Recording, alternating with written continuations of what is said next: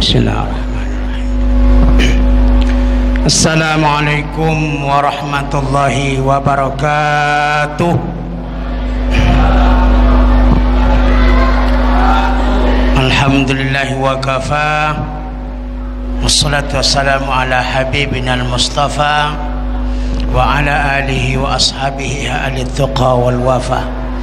Rabbi shrah li sadri wa yassir li amri wahlul 'uqdatam min lisani yafqahu qawli. Qala Allah subhanahu wa ta'ala fi kitabihil karim. A'udzu billahi minasyaitonir rajim. Bismillahirrahmanirrahim. Alladzina yadhkuruna Allaha qiyaman wa qu'udan wa 'ala junubihim wa yatafakkaruna fi khalqis samawati wal ard. Rabbana ma khalaqta hadza batila subhanaka faqina adzabannar. Shadaqallahul azim.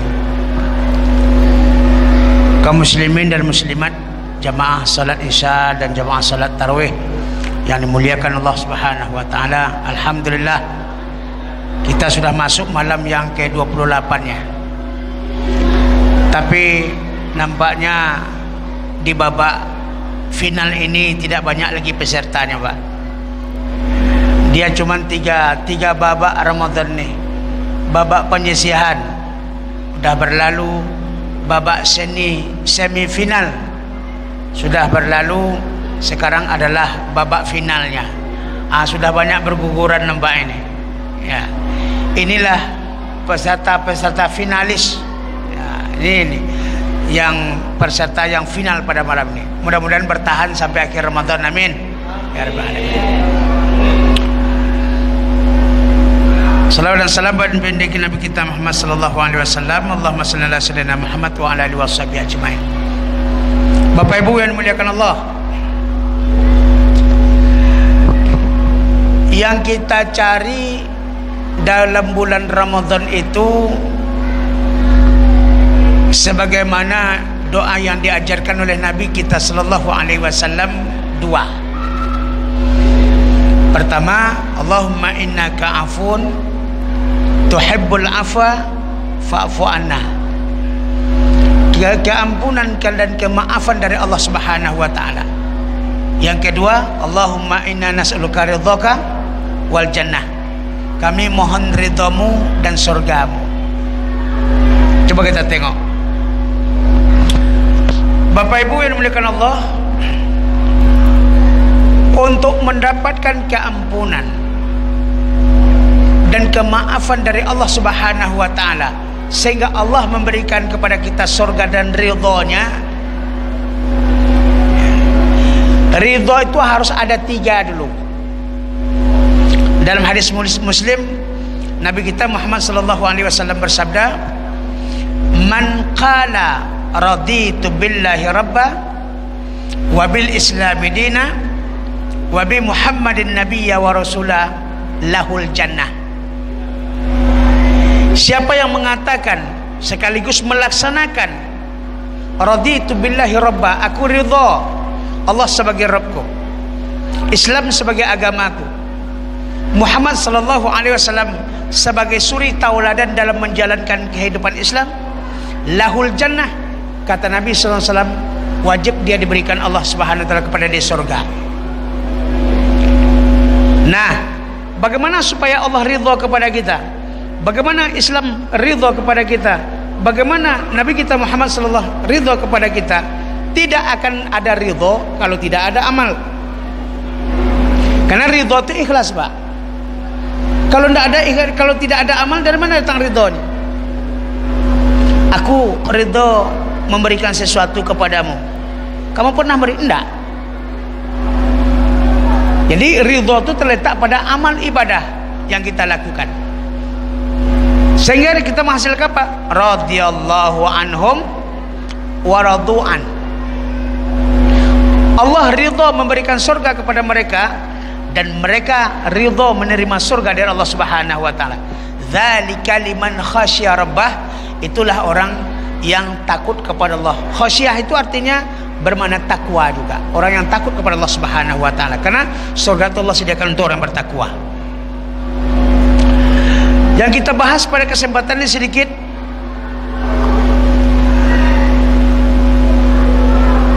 untuk supaya Allah ridha, Islam ridha terhadap kita, dan Nabi kita Muhammad sallallahu alaihi wasallam ridha, rela terhadap kita, ada dua syaratnya. Yang pertama, aqlun zakiyun. Pertama, otaknya harus cerdas, akalnya cerdas. Yang kedua, qalbun salimun. Kita bahas yang pertama. Pertama, otaknya cerdas. Yang kedua, hatinya salim, hatinya bersih. Nah, apa maksudnya?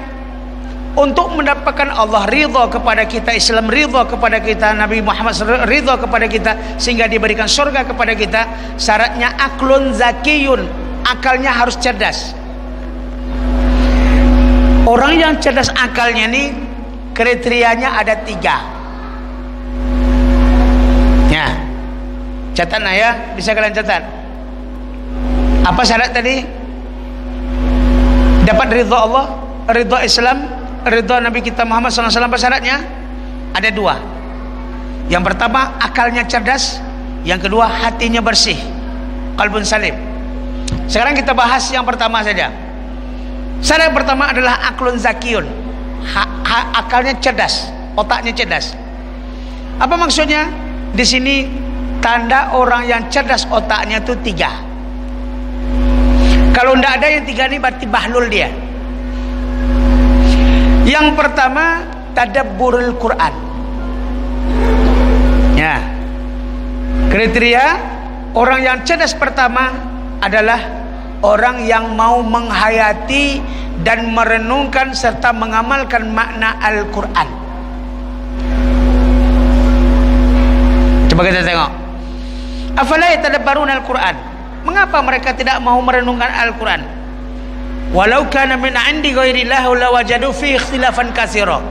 Kalau Quran itu bukan dari sisi Allah, maka sungguh banyak terjadi pertikaian di dalamnya. Sekarang Quran itu sudah di sisi Allah Subhanahu wa taala, mengapa orang masih banyak bertikai? Nah, sebenarnya yang dipertikaikan orang adalah karena dia tidak berilmu, karena bahlul itu. Semayang 20, semayang 8 rakaat tarawih, membantah dia. Padahal itu masalah furu'iyah, Pak. Ada usul, ada furu'. Usul masalah yang prinsip dalam kehidupan tidak boleh. Misalnya, kalau ada orang, misalnya umat Islam ulama sepakat semua Allahu Akbar. Ada orang mengatakan rukuk bukan begitu, Pak. Allahu Akbar, ke belakang rukuknya. Itu bertinju mau tu. Tapi rukuknya sama, sujudnya sama, itidalnya sama, baca Fatihahnya sama. Yang berbeda apa? Masalah khilafiyah, perbedaan-perbedaan. Masalah kunut tidak kunut, sir bismillah atau jahar bismillah, salat 8 atau salat 20. Mengapa diperdebatkan? Kamu bid'ah, ini bukan dari sunnah. Itu menandakan orang bahlul. Karena masalah khilafiyah ini tidak akan tuntas sampai kiamat, tidak akan. Dari zaman Rasul, zaman sahabat sudah ada khilafiyah. Contoh qiraah sab'ah. Ada ad-duha, ada ad-duha. Yang satu ad-duha, enggak ad-duha, sampai kiamat tidak selesai, Pak. Berarti dia kalau tidak bisa dia mentadaburi Al-Quran dan Sunnah Rasulullah SAW, dia itu bukan orang cerdas. Jadi orang yang suka membid'ahkan orang lain, yang suka menyalah-nyalahkan orang lain, padahal ulama berbeda pendapat tentang masalah itu, siapa dia? Bahlul. Allah tidak akan redha. Allah tidak akan redha pertikaian. Makanya ulama-ulama mujtahid 4 macam tuh. Hanafi, Maliki, Syafi'i, Hambali. Ada mereka saling membid'ahkan tak? Saling menyalahkan? Karena mereka itu orang-orang cerdas memang. Ini baca buku itu, buku lain tidak dibacanya. Salah itu menyalahkan orang lain, ini kerjanya. Maka tadabbur yang pertama orang cerdas adalah tadabburil Quran. Semakin banyak ilmu tentang Al-Quran dan Sunnah, semakin kurang perbedaan dalam kehidupannya. Ini hebatnya. Sekarang kita tengok tadabburil Quran. Orang yang tadabbur Quran akan dapat ridha Allah Subhanahu wa taala, ridha Islam, ridha Muhammad. Ayat pendek saja. Surah An-Nazi'at. Yauma yatadzakkarul insanu ma sa'a. Ketika kiamat dibentangkan, padang mahsyar dibentangkan, dikembalikan kepada manusia apa kesalahan yang pernah dia lakukan di dunia. Misalnya apa? Dunia pernah dia ngambil sandal orang. Sebab kebiasaan kita gitu, ambil yang baik-baik, tinggalkan yang buruk-buruk. Aduh, terompah nancak hilang. Taruh sepasang sandal dia bawa pak, sepasang sandal. Besok ya tadzakkarul insanu ma sa'a, ada sandal tu di depan. Iko sandal masjid Muhajirin betul. Wa burrizatil jahimu liman yara, di depan dia Allah tampilkan, Allah tayangkan neraka jahim. Kamu mau mengembalikan sandal ke orangnya atau mau masuk neraka jahanam? Apa yang dia lakukan pak?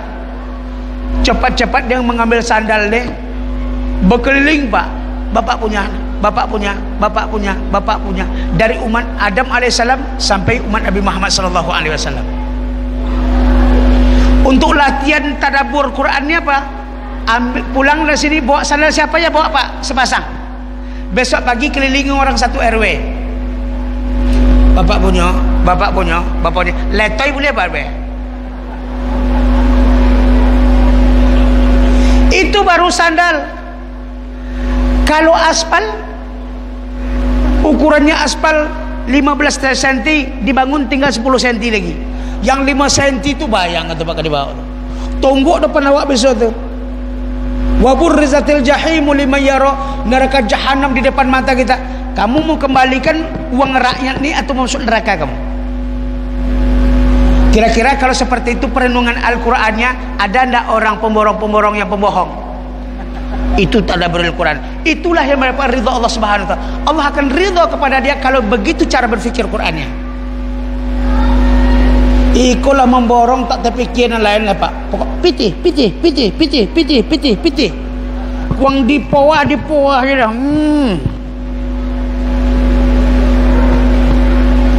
Maka borongan-borongan itu bukan sekali sunat dah pak. Tender ke sini, sunat lagi, tender ke sini, sunat lagi, tender ke sini, sunat lagi. Ompek kali sunat, awak 2 kali sunat habis pak. Kalau sempat awak 2 kali sunat habis. Sedang sekali sunat cuma habis lah. Apalagi 2-3 kali sunat. Ikut proyek disunat. Coba tengok proyek-proyek hasil bangunan yang itu. Kalau hotel bangunannya bagus sekali, tapi kenco-kenco. Kalaulah mereka tahu mentadabburul Quran, menghayati makna Al-Quran seperti itu, maka dia akan dapat ridha Allah Subhanahu wa taala. Semua perbuatannya diridhoi oleh Allah Subhanahu wa taala, tidak akan nipu. Contoh kedua, a antum tazra'una am nahnu zari'un? Kata Allah, hei, apakah kamu yang menumbuhkan tumbuh-tumbuhan atau kami? Kata Allah. Siapa numbuhnya? Allah. A antum anzaltumuhu minal muzni au nahnu munzilun? Apakah kamu yang menurunkan hujan dari gumpalan awan yang pekat, ataukah kami yang menurunkan? Siapa menurunkan? Kini coba kita tadabbur. Kata Allah apa? Kalian boleh tak solat, silahkan tak solat, tapi dengan syarat apa? Aku tidak mau nurunkan hujan lagi, turunkan hujan sendiri. Bisa pak? Ambil pengolahan.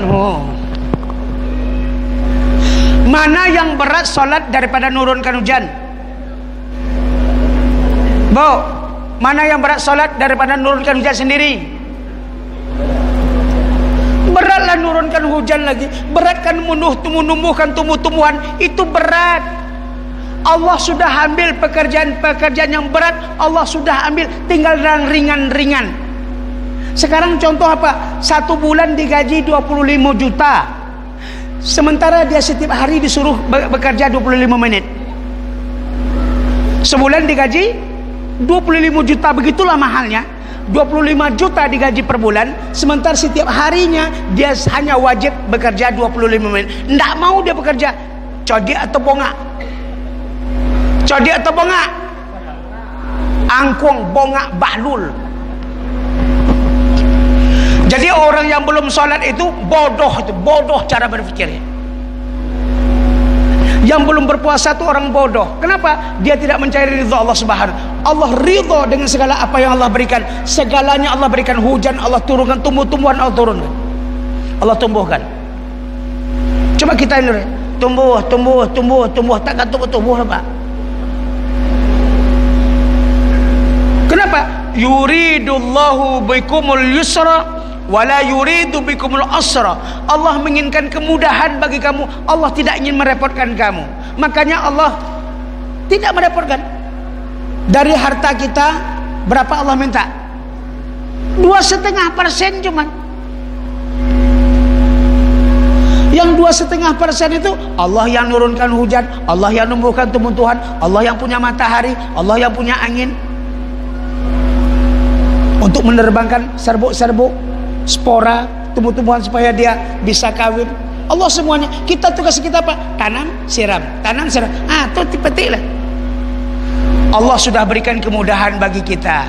Tetapi kalau kita tidak tadabbur Al-Quranul Karim, maka kita adalah bodoh. Paham Mbak Bu? Jadi kalau ada keluarga tidak sholat dengan angbonga anggo, suruh dia memahami Al-Quran. Pak, banyak contohnya, cukup. Yang kedua, orang yang cerdas itu seperti apa? Tafakkuril kaun. Orang yang cerdas itu kata Allah Subhanahu wa taala, orang yang mau belajar sama alam semesta. Pepatah Minang mengatakan, alam terkembang menjadi guru. Alam itu gurunya kita. Kenapa? Alam tak pernah berbohong. Kalau manusia penuh dengan kebohongan. Berarti manusia ini makhluk yang bodoh. Apabila dia berbohong, dia bodoh. Alam itu jujur. Air mencari yang rendah, angin mencari, semakin tinggi, semakin deras diterpa oleh angin. Tidak mau kita diterpa oleh angin, jadilah rumput. Memang tak kena angin, tapi diinjak terus. Yang namanya hidup, resiko dalam hidup pasti ada. Jadi orang miskin, resiko. Jadi orang kaya, resiko. Resiko jadi orang apa? Dirampok, dicuri. Kalau orang miskin, siapa mau orang merampoknya? Iya kan? Tidur tapi jalan dulu, mak. Orang kaya nak tidur. Bubuni entah tikus dapat, mau tidur dapat langsung nih tengok bawah mobil. Diperiksanya mobilnya Pak. Bininya 3 bulan sakit gigi magang. Nggak tertengok dia apa. Coba tengok gigi ku apa nih sakit katanya. Tapi mobil itu ditengok tuh apa. Jadi tidak akan ada kebahagiaan bagi orang kaya. Nah, Bapak Ibu yang melakukan Subhanahu wa taala, tafakkuril qaum, harus kita belajar sama alam.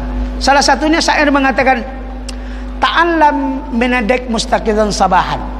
Belajarlah kamu dari ayam bangun subuh. Ayam hebat. Coba Bapak pernah nak merenungkan seperti apa ayam? Kojo Pak, bukan sekadar kuku ada Pak. Untuk apa lu kan pegang tiko lo? Supaya kuat didengar oleh manusia. Kok. Hei, cepat bangun.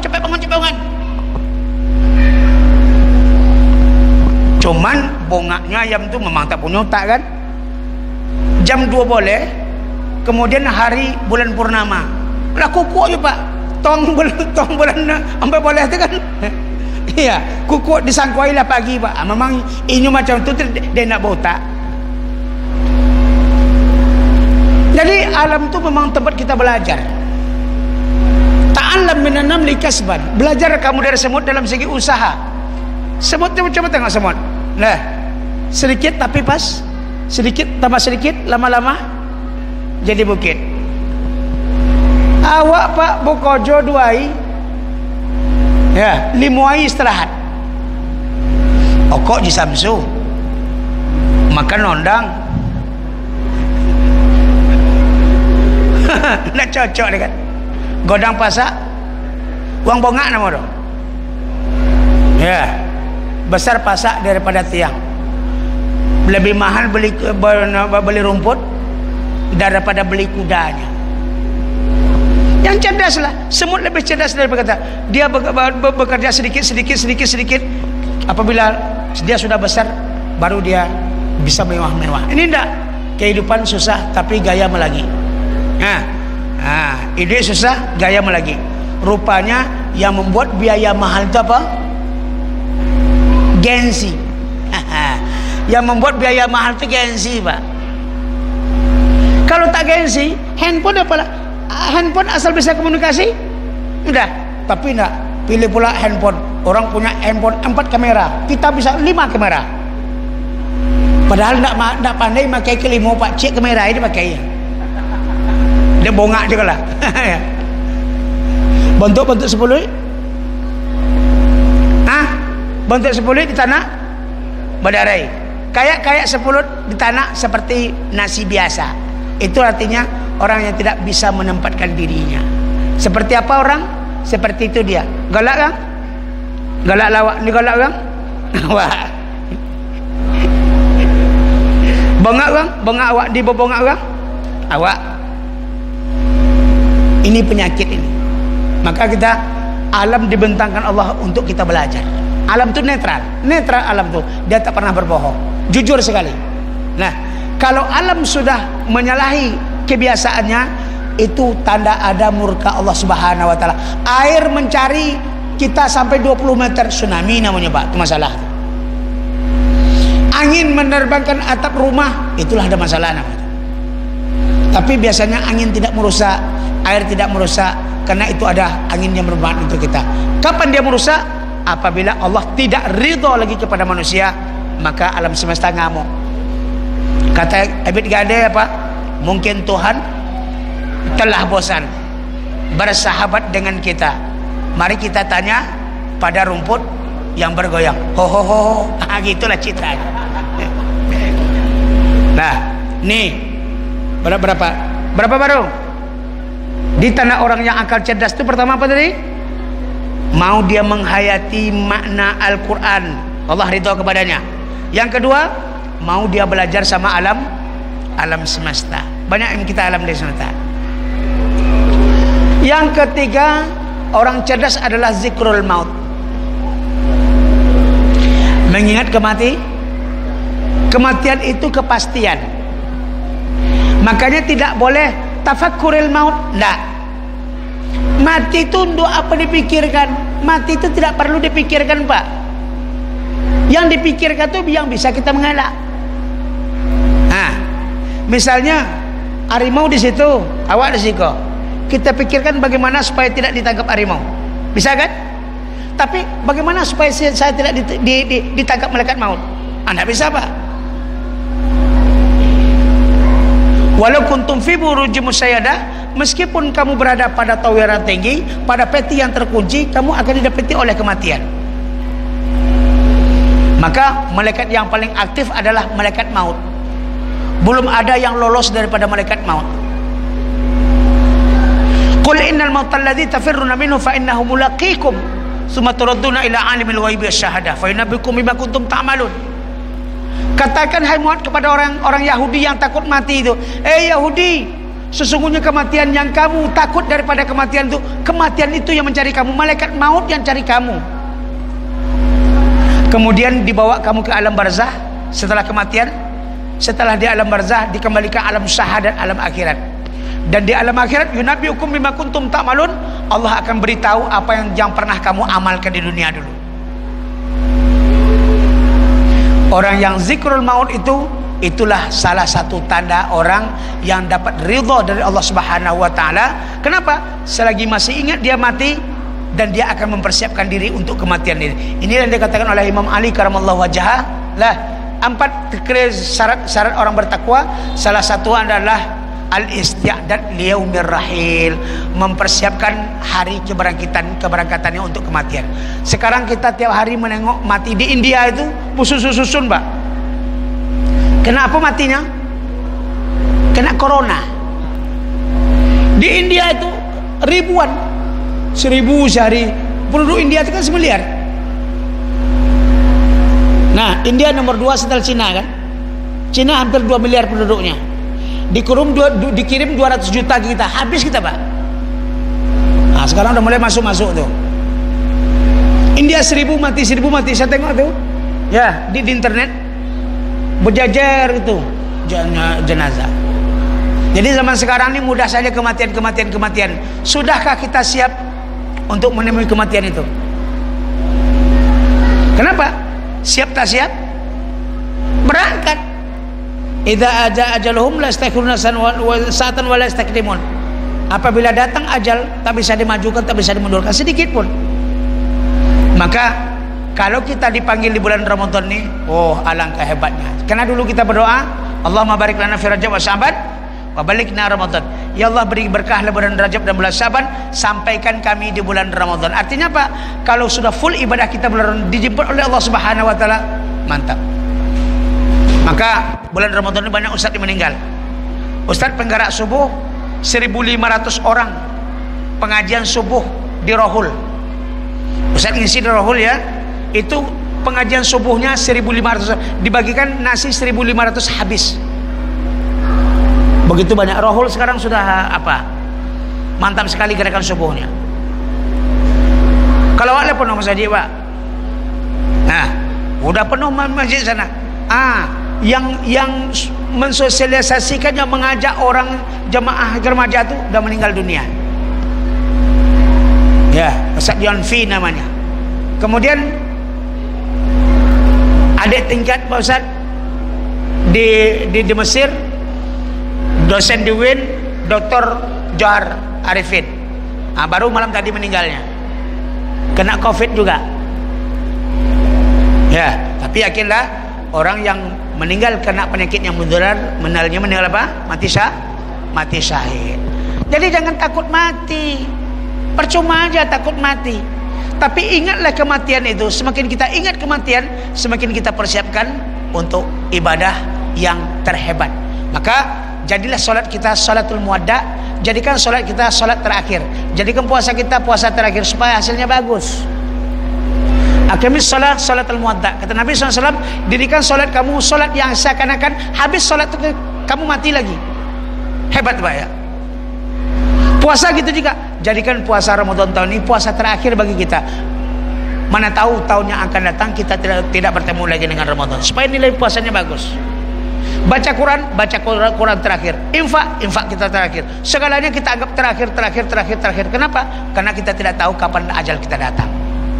Nah, kalau begitu Allah redha. Ulangi. Pertama apa nih? Orang cerdas merenungkan Al-Quran. Yang kedua, menjadikan alam sebagai gurunya. Yang ketiga, selalu mengingat akan kematian, entah kapan datangnya kepada kita. Sebelum datang ajal, siapkanlah amal sebaik-baiknya. Wa khairuz zadi taqwa, sebaik-baik bekal adalah takwa kepada Allah Subhanahu. Ramadan adalah bulan yang membentuk iman dan takwa kita kepada Allah. Inilah Bapak Ibu yang milik Allah Subhanahu wa taala ya. Bapak tahu banyak ngaji, banyak lupa. Dikit ngaji, dikit lupa. Tak ngaji-ngaji, tak lupa lah. Makanya orang tak ngaji-ngaji. Kenapa tak ngaji-ngaji? Karena saya takut lupa Pak. Subhanakallahumma bihamdika asyhadu an la ilaha illa anta astaghfiruka wa atubu ilaik. Wal afu minkum wa akru kalam minni. Wassalamualaikum warahmatullahi wabarakatuh.